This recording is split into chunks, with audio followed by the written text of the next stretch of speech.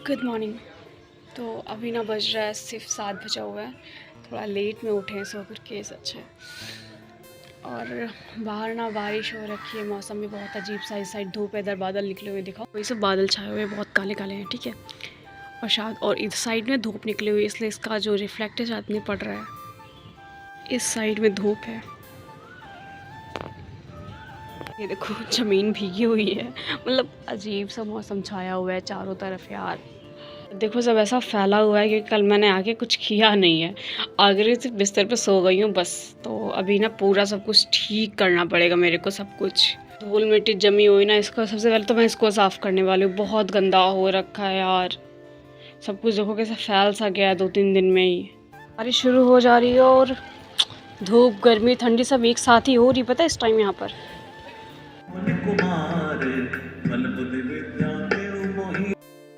सुबह नाश्ते में लेके आई हूँ खिचड़ी और दही, क्योंकि इतनी तेज भूख लगी थी और कल रात मैंने वापस आके खाना नहीं खाया था।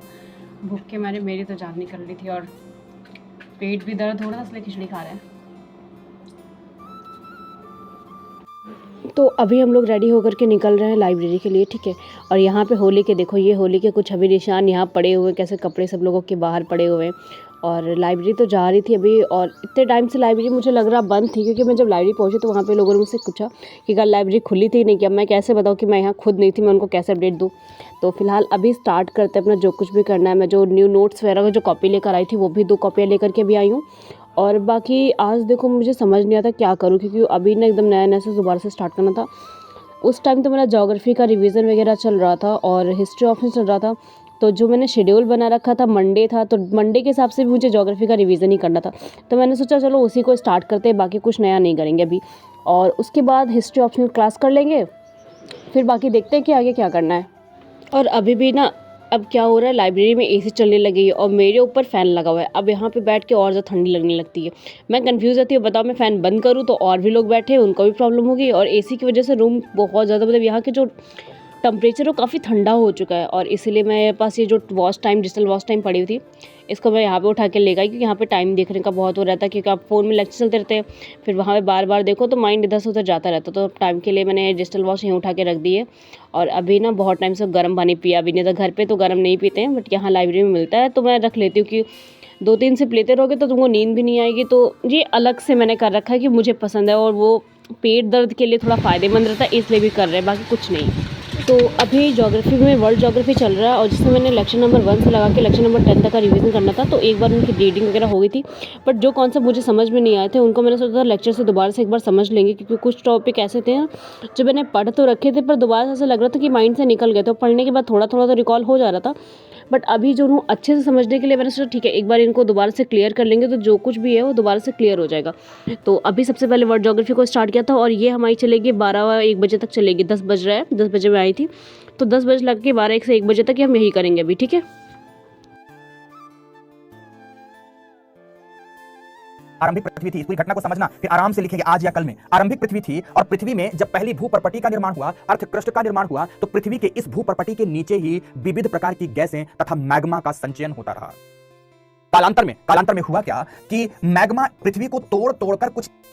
तो अभी तो 12:37 हुआ, तो बैठे बैठे मैं सोच रहा था बहुत ठंडी लग रही थी, तो यही जो मैंने स्कार्फ रखा था इसी को ओढ़ के दोबारा से स्टार्ट किया मैंने, क्योंकि अब फ़ैन तो ऑफ होगा नहीं यहाँ पे, ये मुझे पता था। और 1 बजे के बीच में मैं घर चले गई, तो सोचा था जाके कुछ खा कर के आऊँ, घर पे कुछ बना होगा कि नहीं। पर घर गई तो वहाँ मम्मी की तबीयत ठीक नहीं थी, तो उन्होंने कुछ बनाया नहीं। तो यहाँ पे मैंने जो नमकीन नाश्ते के लिए रखी गई थी उसको मैंने छोटे से डिब्बे में पैक किया, उसको लेकर के मैं यहाँ लाइब्रेरी वापस चली आई थी। और शेड्यूल आज मैं उसके बाद आकर के बना रही, क्योंकि मैंने पहले बनाया नहीं था कि मुझे क्या करना है, और जब शेड्यूल नहीं है तो दिमाग इधर से उधर भटकता रहता कि आगे क्या करना है क्या करना।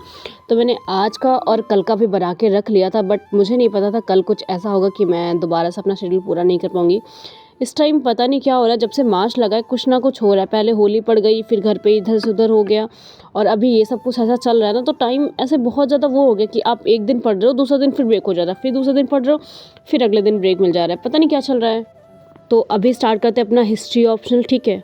वहाँ पे मेरा वैदिक काल चल रहा है। जितनी बात मैं कह सकता था मैंने कह दिया, बाकी आप मुझसे असहमत होकर अपनी तमाम जो गतिविधि है उसको यथावत जारी रखने के लिए आजाद हैं। मैं आपकी आजादी को बाधित नहीं करूंगा, आप अपनी आजादी का पूरा उपभोग करिए। आगे लिखो, वैदिक काल के बारे में जितना मैंने परिचय दिया उतने को मैं लिखा देता हूं। तो हिस्ट्री ऑप्शनल क्लास करने के बाद इंग्लिश की क्लास की थी और उसके बाद मैंने 1 घंटे का ब्रेक लिया था, बाहर चली गई थी मैं। और अभी बज रहा है 7, तो मैंने सोचा अभी ना इसका जो मुझे रिवीजन करना था कि जो मैंने पढ़ा है उसका रिवीजन करना था। तो पॉलिटी और हिस्ट्री के जो ये नोट्स हैं इनको मैं घर लेते चलाऊँगी, एक बार घर पे इसका रिवीजन कर लेंगे। और उसके बाद मतलब अभी चलते हैं घर, पहले देखते क्या हो रहा है घर पे, क्योंकि काफ़ी टाइम से मैं यहाँ पर ही हूँ और अभी कोचिंग वगैरह भी नहीं जाना है, तो पूरा टाइम मेरा यहीं पर गया है। और कोचिंग अभी मेरी स्टार्ट भी नहीं होगी जब तक बच्चों के स्कूल खुल नहीं जाते अप्रैल से, तो तब तक तो अभी ऑफ है। और सच बताओ बहुत सुकून है, केवल पढ़ना बचा ऐसा लग रहा है। अब बहुत शांति के साथ सारी चीज़ चल रही, ना घर पे की कोई टेंशन है ना यहाँ की कोई टेंशन है, बस खाली पढ़ाई करो, बैठो और आराम करो।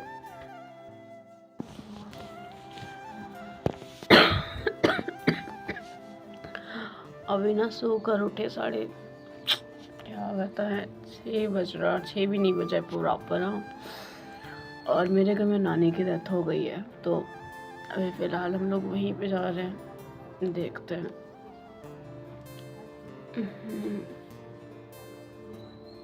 तो एक्चुअली नानी जो थी वो दूसरे वाले घर पर थी, तो वहाँ से उनकी बॉडी सीधे गांव चली गई, तो उसके बाद मैं वापस आ गई थी। मम्मी पापा चले गए थे, फिर मुझे आज कॉलेज जाना था, तो इसलिए फटाफट से अपना नाश्ता बनाया, क्योंकि कुंज भी घर पे था तो उसको छोड़ के नहीं रह सकती थी।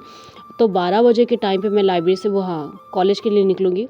और भाई को मैं घर पे लॉक करके आई हूँ, क्योंकि ज्योति में तो आने वाले थे, मैंने चाबी उसको दे दी कि बाहर जब वो लोग आ जाए तो उनको चाबी दे के गेट खुलवा लेना। सिर्फ 15 मिनट का गैप बचा था, क्योंकि अगर मैं अब ना निकलती तो मुझे सच में लेट होता, पता नहीं कॉलेज कब बंद हो जाएगा, पता नहीं चलेगा। और मेरा कॉलेज पता सब तो गाँव में है, मैं शहर में रहती हूँ, मैं गाँव जाती हूँ एग्ज़ाम देने के लिए, पेपर देने के लिए। बस यहाँ पर आकर पता चला कि प्रोजेक्ट की फ़ीस वगैरह जमा करनी थी, मेनली समझ लो फ़ीस ज़्यादा जमा करनी थी और प्रोजेक्ट वगैरह रेडी करना था। तो ठीक है, सोशोलॉजी था तो मैंने सोशोलॉजी का एक प्रोजेक्ट ले लिया है, 15 दिन में उसको रेडी करके देना है। तो मैंने कहा ठीक है चलो ये भी फाइनली हो जाएगा। और यहाँ से वापस आने में मेरे को 4 बजे, क्योंकि 2 घंटे मेरे को जाने में लगते हैं यहाँ और 2 घंटे मुझे आने में लगते हैं। और रास्ते में जाते थे बहुत तेज़ भूख लगी थी, मोमोज़ खाए, उसके बाद निकल जाएंगे घर। कम से कम 6 बजे मैं घर वर पहुँच गई थी आसपास में। दुख रहा है, पहले तो तेल मसाज करने वाले गुड से बालों पे। तो अभी जो टाइम हो रहा है तो 9 बज रहा है, 9:30 के आसपास हो रहा है, तेल रखा था लगाने के लिए। तो आज का दिन का क्या बताऊँ, बहुत ज़्यादा था। सुबह जल्दी उठ गई थी 4 बजे, क्योंकि सुबह 4 बजे पता चला कि नानी की डेथ हो चुकी थी। और आज ना मुझे जाना था कॉलेज में, अपना प्रोजेक्ट वगैरह का थोड़ा सीन था। लास्ट ईयर चल रहा है ना, तो उसके लिए मुझे एक प्रोजेक्ट फ़ाइल देनी थी और फ़ीस जमा करनी थी। अब सच बताऊँ तो फ़ीस ज़रूरी थी, प्रोजेक्ट फ़ाइल तो बाद में भी चली जाती है, क्योंकि वो बिना पैसे लिए रिज़ल्ट को पेंडिंग दिखा रहे थे। तो अभी ना नानी की डेथ का अगर मैं सीन का बात करूँ तो उनकी जो डेथ हुई उसका बहुत ज़्यादा, क्योंकि उनकी एज थी काफ़ी थी, 80-85 के आसपास थी वो। और दूसरी बात ना, वो बहुत बूढ़ी थी, मतलब उनको बहुत प्रॉब्लम थी, उनको बिल्कुल भी दिखाई नहीं देता था, वो अपने हाथ से ना चल पाती थी ना उठ बैठ पाती थी, तो उनको बहुत प्रॉब्लम थी। तो ठीक है, भगवान उनकी आत्मा को शांति दे बस। और बाकी तो आज भी कॉलेज वाला थोड़ा बहुत सीन रहा है मेरा, जो भी था बहुत थक चुकी, क्योंकि उधर जाना मतलब मुसीबत होता है, कि बाकी घर के सभी लोग जा चुके थे गांव। मिट्टी यहीं पे थी पहले, मतलब हम लोग के घर पे, मतलब सेक्टर F दूसरे वाले घर पे थी, और उसके बाद वो मिट्टी चली गई थी सीधे गांव में, क्योंकि वो गांव में रहती थी। अभी यहाँ तबीयत वगैरह नहीं ठीक थी, इसलिए वो बड़ी मम्मी के पास रहती थी। तो ये देखो मेरी बहन की फोटो स्कूल वाली। तो अभी ना यही सब चल रहा है, और कॉलेज वगैरह के चक्कर में आज सच बताऊँ तो मैंने आज किताब खोल के भी नहीं देखी। इन सब चक्करों में पूरा दिन मेरा वहाँ चला गया। 12 बजे के बाद मैं वहाँ गई थी, फिर वहाँ से वापस आने में मेरे को 5 बज गया, फिर यही सारे काम चलते रहे।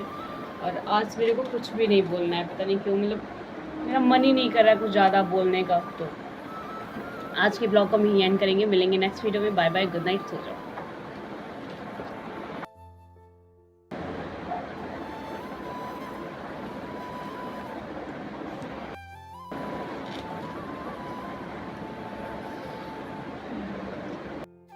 देखो मेरी आंखें बहुत चढ़ी चढ़ी से मुझे फील होती रहती हैं, देखो बहुत भारी भारी से लग रही है अंदर से।